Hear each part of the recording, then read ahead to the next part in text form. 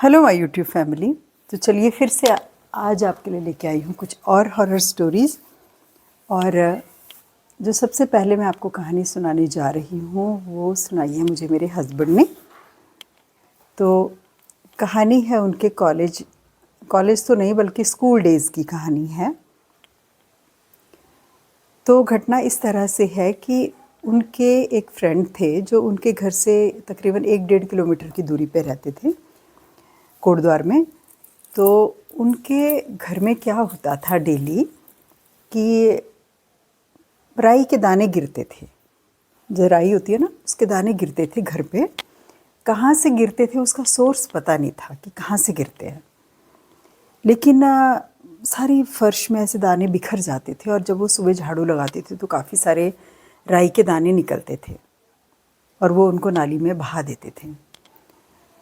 तो ये प्रोसीजर जो है बड़े दिनों तक चलता रहा और उनके काफ़ी सारे लोगों को ये घटना का पता था और उन्होंने सब लोगों को आके दिखाते भी थे कि देखो हमारे घर में ये राई के दाने गिरते हैं और पता नहीं कहाँ से गिरते हैं, एक पर्टिकुलर रूम में। तो लेकिन कोई नुकसान तो किसी का कुछ होता नहीं था। तो वो लोग ना इसको एक रूटीन बन गया था, मतलब कैजुअली लेते थे कि पता नहीं कहाँ से गिरते हैं, क्या गिरते हैं। तो अब ये नहीं मुझे मालूम कि उस रूम में कोई सोता था बाद में या नहीं सोता था, लेकिन ये होता था कि राई के दाने गिरते हैं उस कमरे में, बिखर जाते हैं पूरे रूम में नीचे फर्श में। तो ये घटना उन्होंने ना काफ़ी सारे लोगों को बताई आसपास के। तो मतलब मेरे हस्बैंड को भी ये उनकी शेयर की उन्होंने कि यार ऐसे होता है हमारे घर में। तो कह रहे हम भी देखने जाते थे, मतलब 5-6 बजे के बाद होता था ये। तो हम भी देखते थे कि राई के दाने बिखरे हैं, मतलब बिखर रहे हैं कमरे में, लेकिन कहाँ से आ रहे हैं वो नहीं पता चलता था। अब पता नहीं बाद में उस रूम में कोई सोता था कि नहीं सोता था, मतलब ये रूटीन था। और लेकिन कोई नुकसान नहीं होता था तो वो लोग भी कुछ इलाज वगैरह नहीं करते थे, ना पता करने की कोशिश करते थे कि कहाँ से आ रहे हैं, क्या आ रहे हैं, फेंक देते थे वो। तो ये बोल रहे हैं कि एक बार क्या हुआ कि रामलीला के दिनों की बात है और ये लोग रामलीला देखने जाते थे अपने फ्रेंड्स के साथ। तो कहते हैं कि रामलीला का लास्ट डे था और मेरा कोई भी फ्रेंड नहीं गया रामलीला देखने। क्योंकि उस दिन क्या होता था, जो अंतिम दिन होता था रामलीला का, उसमें क्या होता था कि राम दरबार लगाते थे वो लोग रामलीला वाले। यानी कि रामचंद्र जी विजय पाके आ गए रावण से, उसके बाद उनका राज्याभिषेक होता था। तो स्टेज पे रामचंद्र जी, सीता जी और सबको, हनुमान लक्ष्मण सबको बिठाते थे और लोग आते थे, उनको टीका करते थे और लिफाफे दे देते थे, मतलब पैसे जो है दक्षिणा चढ़ती थी भगवान राम को, वो राज्याभिषेक करते थे। तो रामलीला वालों ने क्या किया कि उस दिन जो है राज्याभिषेक जो है उनका बहुत लंबा चला। कहते हैं रात के 12 बज गए थे और वो वही हो रहा था कि लोग आ रहे थे, भेंट चढ़ा रहे थे, फूल चढ़ा रहे थे, पैसे चढ़ा रहे थे और जा रहे थे, फिर दूसरे आ रहे थे, लाइन लगी हुई थी लोगों की। तो कह रहे मैं इसलिए गया था कि रामलीला जब वो समाप्ति का दिन होता था और राज्याभिषेक होता था भगवान राम का, उसके बाद होता था एक नाटक जिसका नाम था सुल्ताना डाकू। तो मुझे वो देखने जाना था, तो मैं इसलिए गया था उस दिन। तो कहते हैं कि इतना लंबा चला वो राज्याभिषेक, इतना लंबा चला कि 12 बज गए रात के। तो अब मेरा पेशेंस जो है वो जवाब देने लगा था। मैंने कहा यार अब नहीं रुकूंगा, अब तो मैं घर जा रहा हूँ, अब पता नहीं कब ये नाटक शुरू करते हैं। वैसे भी रामलीला वहाँ पर बहुत लंबी चलती थी, 3 बजे, मतलब 8 बजे से शुरू होती थी, रात को 3 बजे ख़त्म होती थी। तो 12 बजे तक राज्याभिषेक चल रहा है, तो पता नहीं कितनी लंबी चलेगी। कह रहे मैं घर वापस आने लग गया। तो मतलब आप सोचिए, इनका फ्रेंड का घर मिड में पड़ता था, वो इनके घर से 1.5 किलोमीटर की दूरी पर था।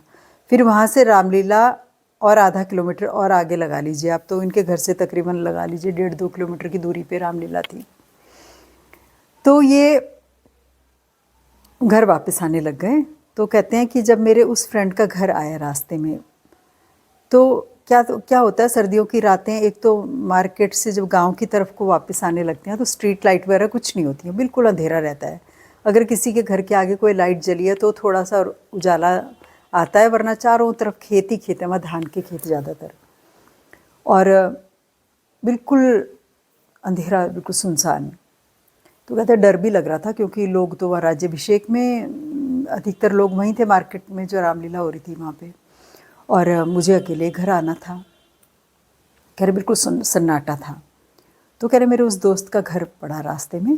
तो मैं बहुत दूर से क्या देखता हूँ कि कोई उनकी घर, मतलब उनका घर जैसे रोड है तो घर की तरफ, रोड की तरफ घर की बैक साइड है और नीचे खेत है, खेतों की तरफ फेस है घर का। तो दीवार दिखाई दे रही है उनके घर की, 2 मंजिला मकान था उनका, और कोई आदमी ना यूरिनेट कर रहा है उनके घर की वॉल की तरफ खड़ा होकर। तो मुझे कह रहे, बड़ी हिम्मत सी आई, सफ़ेद रंग के उसने कपड़े पहने हुए हैं, लेकिन उसके ना काली काली टांगे बहुत दूर से ही मुझे नज़र आ रही थी, धोती के अंदर से ऐसा लग रहा था, चमकदार सी धोती है, उसमें दिख रही थी टांगे दूर से। तो कह रहे, मैंने सोचा चलो कोई तो भगवान दिखा मुझे, लेकिन कह रहे हैं जब मैं उसके बहुत करीब पहुंचा तो मैंने देखा कि उस आदमी का जो निचला हिस्सा है, धड़ से नीचे का हिस्सा, वो उस घर के नीचे मुझे इतना लंबा नज़र आ रहा है। जो दूर से आदमी सा नज़र आ रहा था, एक्चुअली में वो इतना लंबा आदमी था कि नहीं भी रहा होगा तो कोई 15 फीट का रहा होगा, 15-20 फीट का। कह रहे उसकी टांगे ही टांगे नज़र आ रही थी नीचे पूरे में, और जो सर था उसका वो रोशनदान से ऐसा लग रहा है अंदर झांक रहा है, मतलब इतना लंबा आदमी था वो। और कह रहे कुत्ते भी भौंक रहे आसपास। तो दूर से जब मुझे कुत्ते भौंकने की आवाज़ें सुनाई दे रही थी तो मुझे लगा चलो भाई बस्ती आ गई है, अब तो कम से कम सहारा सा फील हो रहा था। तो कुत्ते एक्चुअली उसको देख पा रहे थे और वो भौंक रहे थे उसको, बहुत कुत्ते भौंक रहे थे। और कहने लगे, जब मैंने देखा उसको नीचे से ऊपर, उस गर्दन उसकी दिख रही है, ऊपर से सर नहीं दिख रहा है, रोशनदान के अंदर की तरफ दिख रहा है मुझे कि अंदर है, मतलब उसका सर, बाहर सिर्फ टांगे गर्दन और वो दिखाई दे रहा है लंबा हिस्सा बैक साइड का।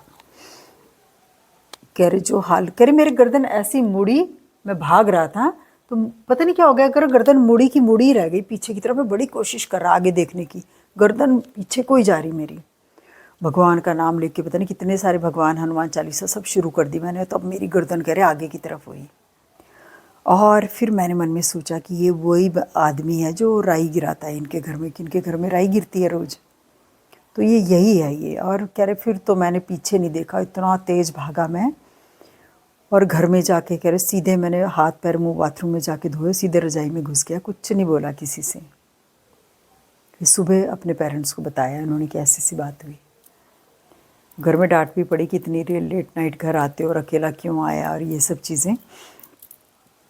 लेकिन जब इन्होंने घटना सुनाई तो मैं मन में सोचने लगी कि क्या रहा होगा, वो क्या चीज़ रही होगी, ऐसा क्यों था कि वो राई के दाने गिराता था। तो मुझे ऐसा लगता है कि हो सकता है क्योंकि उधर खेत ही खेत हैं सारे, और वहाँ बिजाई का ही काम होता है ज़्यादातर। और क्या पता वो जो जीव रहा होगा, जीवात्मा, उसने कब शरीर छोड़ा, उसको वही टेंशन रही होगी अपने खेतों में। हो सकता है राई बीजते बीजते ही प्राण चले गए, और या राई का थॉट रहा होगा दिमाग में कि राई बोनी है खेतों में। तो क्योंकि वो नुकसान तो किसी का कुछ नहीं करता था, मुझे लगता है वो आज भी राई के दाने ही बीज रहा है। वो आज तो नहीं कह सकते, बट उस टाइम तक मुझे लग रहा है वो राई बोता रहता होगा कि जो राई के दाने नीचे गिरते हुए लोगों को नज़र आते होंगे। तो क्योंकि वही होता है ना थॉट प्रोसेस, जो लास्ट टाइम में होता है वही आदमी ट्रैप हो जाता है सोल। और वो इतना लंबा जो था, वो प्रेत योनि में है, तो अलग अलग योनि में अलग अलग तरह के शरीर हैं। तो मुझे लगता है कि ये वही देखा होगा इन्होंने। तो ऐसी भी विचित्र घटनाएं होती हैं संसार में, और अनेकों अनेक प्रकार के भूत प्रेत हैं जिनके अनेक प्रकार के शरीर हैं। तो हो सकता है वो इस तरह का कोई शरीर उनको मिला होगा, जो इतना लंबा शरीर और सफ़ेद कपड़ों में। तो अब बढ़ते हैं अपनी अगली कहानी की तरफ। तो ये कहानी जो मैं अब आपको सुनाने जा रही हूँ, ये सुनाई है मुझे, मेरे घर के पास एक ब्यूटी पार्लर है, उसके ओनर हैं जिनका नाम है अंकित कोयाल। ये स्टोरी मुझे उन्होंने सुनाई। एक्चुअली मैंने उनसे पूछा कि कोई आपके साथ भी कोई घटना घटी है क्या भूत प्रेत की। तो उनको पता है कि आंटी सुनाती हैं हॉरर स्टोरीज़। तो उसने कहा आंटी हाँ, मेरे साथ तो मैं क्लास 8th में था, कह रहे मेरे साथ तब भी घटी थी 2 घटनाएँ।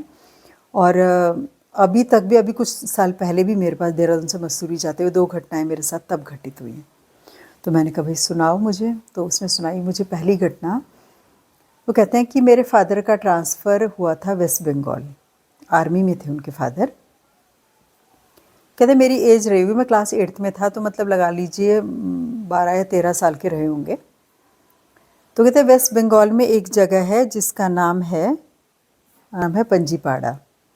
वो किशनगंज, मेरे ख्याल से बिहार और उसके बॉर्डर पे पड़ता है, उसके पास ही पड़ता है ये जगह पंजीपाड़ा। तो कहते हैं कि ऐसे कंटोनमेंट एरिया था, तो इनको जो रेजिडेंशियल जो इनको एरिया मिला था, क्वार्टर्स मिले थे आर्मी वालों को, वो एक मतलब एक कैंपस एरिया था जिसमें चारों तरफ से बाउंड्री वॉल थी और उसके ऊपर कंटीले तार लगे हुए थे, और फ्रंट में एक गेट था और एक गेट बैक साइड में था। और जो पीछे की तरफ गेट था उसके पीछे कहते बहुत बड़ा एक लीची का और आम का और कटहल का बगीचा था, उसमें आम के, लीची के और कटहल के पेड़ थे। तो ये बता रहे कि गर्मियों का टाइम था और हम सारे दोस्त जो हैं, जब लाइट वाइट चली जाया करती थी ना, तो हम खेलते थे कैंपस में नीचे आ करके, और हम खेलते थे और छुपते थे, छुपम छुपाई खेलते थे। और कभी कभी ना हम उस बैक साइड में जो जंगल सा था, मतलब जो बगीचा था बहुत बड़ा जिसमें आम, लीची और कटहल के पेड़ थे, वहाँ भाग जाते थे और छुपते थे, और फिर कर एक दूसरे को डराते थे। और फिर डरते थे जब दोस्तों खिकी खिकी हंसते थे, और फिर भाग करके फिर कैंपस के अंदर जाते थे। मतलब बहुत मज़ा आता था अगर ये सब करने में। तो कहते हैं कि एक दिन क्या हुआ कि हम सब ने, मतलब हम लोग कह रहे, मेरे पेरेंट्स की आदत थी कि 3 बजे उठा देते थे सुबह हमको कि उठ के बैठ के पढ़ो। तो हम क्या करते थे, सुबह चाय वाय पी, हाथ मुँह धोया, और उसके बाद ना हम थोड़ा सा वॉक करते थे अपने कैंपस एरिया में। और बड़े सारे बच्चे थे, 8-10 दोस्त थे। हमारा एक प्रोग्राम रहता था कि गर्मियों की छुट्टियां पड़ी हैं तो हम 3 बजे उठ के, और हमने नहाना धोना अपना जो भी करते होंगे, चाय पानी पिया, और फिर हम घूमते थे और खेलते थे नीचे, और पीछे बगीचा था उसमें चले जाते थे, और फिर आकर के फिर थोड़ी पढ़ाई करते थे। तो इनका था गर्मियों की छुट्टियों में एंजॉय करने का एक तरीका। तो कह रहे एक दिन क्या हुआ कि हमने दोस्तों ने प्रोग्राम बनाया कि यार 3 बजे उठ के जब हम थोड़ा घूमेंगे फिरेंगे, हम क्या करेंगे कि ना पीछे बगीचे में जाके लीची चुराएंगे। तो लीची चुराने का प्रोग्राम बनाया इन्होंने।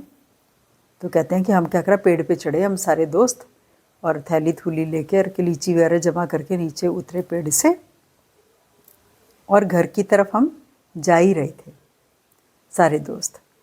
तो कहने लगे मुझे क्या दिखाई दिया कि एक बहुत लंबी औरत सफ़ेद कपड़ों में, मतलब इतनी लंबी थी कि मैं बता नहीं सकता कितनी लंबी रही होगी वो। वही एबनॉर्मल से हाइट, मतलब 15-20 फीट वाली हाइट, बहुत लंबी।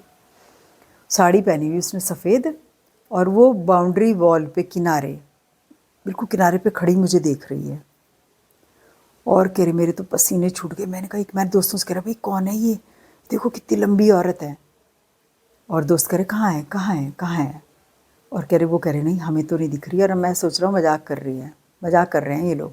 मैंने कहा यार इतनी लंबी औरत कैसे है, मतलब मुझे तब भी एकदम से दिमाग में ही नहीं लगा कि कोई भूत है। मैं ये हैरान हो रहा हूँ कि इतनी लंबी कैसे है ये औरत।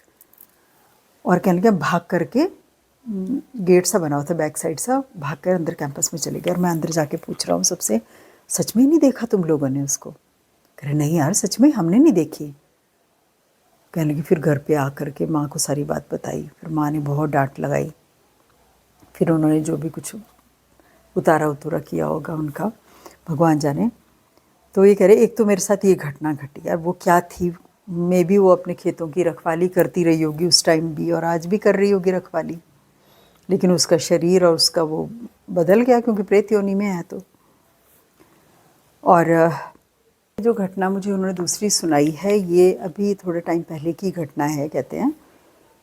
तो कह रहे हैं कि क्या था कि हम 4-5 दोस्त जो हैं, हमने प्लान बनाया कि अचानक ही कह रहे, शाम को दिल किया कि चलो यार मसूरी चलते हैं। तो कह रहे मैंने गाड़ी निकाली और अपने 2-3 दोस्तों को कॉल किया, मतलब 4 लोग थे ये, और हम लोग मसूरी के लिए निकल गए। और ये तकरीबन रात को मेरे ख्याल से निकले हैं 10:30 या 11 बजे मसूरी के लिए। तो बाई चांस क्या हुआ कि ये जो है ना अपना ड्राइविंग लाइसेंस घर पे भूल गए, या इनके पास नहीं था या क्या था, मेरे ख्याल से घर पे भूल गए ड्राइविंग लाइसेंस, और कहने लगे हम मसूरी निकल गए।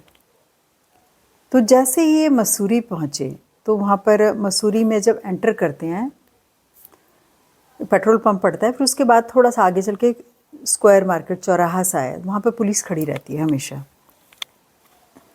तो कहते हैं कि पुलिस ने हमको रोका और पुलिस ने कहा कि पेपर दिखाओ, लाइसेंस दिखाओ। तो कह रहे पेपर वेपर तो दिखा दिया, लाइसेंस था नहीं। तो पुलिस वालों ने हमसे पैसे मांगे। तो कह रहे पैसे भी नहीं थे हमारे पास, तब कुछ कमाते वगैरह तो थे नहीं इतना। कह रहे सारे दोस्तों ने मिलू के और 1200 रुपये उन्होंने कहा चालान कटेगा। 1200 रुपये हम तीनों ने मिला के, तीनों चारों ने मिला के 1200 रुपये उनको दे दिए। तो फिर ये कहने लगे कि सर हमारे पास तो कुछ बचे ही नहीं पैसे, हमें वापस भी जाना है। उन्होंने कहा नहीं, अंदर नहीं एंटर करने देंगे मसूरी के अंदर, स्ट्रिक्ट है वहाँ पर काफ़ी रूल्स। और वो तो वैसे भी 12 बजे के बाद का टाइम, 11 बजे निकले होंगे, 1 घंटा मसूरी पहुँचने में लगा होगा। रात के टाइम थोड़ा ज़्यादा टाइम लगता है, वैसे तो 30 मिनट में पहुँच जाते हैं। तो कहने लगे, उन्होंने बोला कि नहीं एंटर नहीं करने देंगे, तुम चालान भरो और जाओ। कहने लगे, हमने कहा सर दे दो वापस, 200 रुपये तो दे दो। तो उन्होंने हमें 200 रुपये दे दिए। तो हमने कहा चलो वापस चलते हैं, खाली ऐसी सड़कें नाप करके, और वापस हम लोग मसूरी से वापस लौट गए। तो कह रहे अभी थोड़ी दूर मैंने ड्राइव करके, अभी थोड़ी ही दूर, आधा किलोमीटर भी नहीं गया होऊंगा कह रहे मैं। तब तक कह रहे मेरे बगल में जो फ्रेंड बैठा था उसने क्या किया कि गाड़ी का स्टीयरिंग को ना ऐसे करके, कह रहे नीचे की तरफ को ताकत से घुमाना शुरू कर दिया। मैं गाड़ी बिल्कुल सीधे सीधे चला रहा हूँ, मतलब नीचे इस तरफ को तो पहाड़ी है और नीचे की तरफ खाई है, मतलब खाई की तरफ को स्टीयरिंग घुमा दिया उसने, ऐसे करके जोर से मारा मेरे स्टीयरिंग पे हाथ। और मेरे पीछे वाले दोस्तों को समझते हुए देर नहीं लगी कि इसको कुछ हो गया है अचानक। करे उन्होंने ना उसको ऐसे करके, पीछे से एक फ्रेंड ने उसको ऐसे पकड़ लिया, कस करके पकड़ लिया। और करे मैंने पूरी सेकंड्स में पूरी ताकत से, मतलब लेफ़्ट साइड को गाड़ी का स्टीयरिंग घुमा के मैंने गाड़ी बचाई अपनी। और वो चिल्ला रहा वो कि तुम्हें शर्म नहीं आती है, तुमने उड़ा दिया उस लड़की को, और कैसे लोग हो तुम, गाड़ी भी नहीं रोक रहे हो, और डांट रहा कह रहे हमको।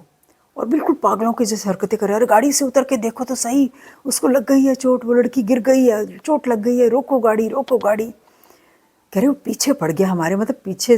और फिर दूसरे दोस्त ने भी उसको पकड़ के, मतलब उसको होल्ड करना मुश्किल हो गया, इतनी ताकत उसके अंदर आ गई। बड़ी मुश्किल से कह रहे मैं गाड़ी जैसे तैसे करके मैंने मसूरी से देहरादून आते हुए, देहरादून की एंट्री पॉइंट पे ही है और वहाँ पर एक शिव मंदिर भी है। कह रहे जब तक हम उस शिव मंदिर में नहीं पहुँच गए उसकी वही हरकतें जारी रही कि तुम लोग बहुत बुरे हो, उतार दो मुझे गाड़ी से, उतार दो मुझे गाड़ी से, और तुम देखा भी नहीं तुमने कि तुमने किसको उड़ा दिया और क्या चोट लगी है, हो सकता है मर गई होगी, उसको चोट लगी होगी, यही बोलता रहो पूरे रास्ते। और कहने लगे हमारी हालत इतनी ख़राब हो गई और रास्ता सुनसान, कोई रास्ते में नहीं। तो कहने लगे हमने सोचा यार कहाँ लेके जाएं गाड़ी, घर तो नहीं जाएंगे अब हम। तो कह रहे हमने सोचा कि स्टेशन की तरफ चलते हैं, वहाँ पर लोग होते ही होते हैं स्टेशन पे। तो वहाँ पे रेलवे स्टेशन की तरफ हमने गाड़ी घुमा ली और हमने वहीं रोक ली गाड़ी। और वो वहाँ पर भी बड़बड़ा रहा, हमको कह रहा कि तुमने कैसे गाड़ी नहीं रोकी है, तुमने उस लड़की को उड़ाया। तो हमने उसको बैठाया, हमने कहा भाई कौन सी लड़की दिख गई तुझे, हम तीन और भी तो बैठे हैं, हमें तो कोई लड़की नहीं दिखाई दी। उसने कहा वो लड़की क्रॉस कर रही थी, मैंने उसको बचाने के लिए तो मैं स्टीयरिंग घुमाया था मैंने। और कहने लगे वो तब भी हमारी बात मानने के लिए बिल्कुल रेडी नहीं था। और हमने कहा उसको हम तुझे घर छोड़ देंगे, वो कह रहा मैं जाता ही नहीं तुम्हारे साथ। इतना गुस्सा हो गया वो कि तुम लोग इंसान नहीं हो। और वहाँ से उसका घर सोचो सहस्त्रधारा रोड पे है।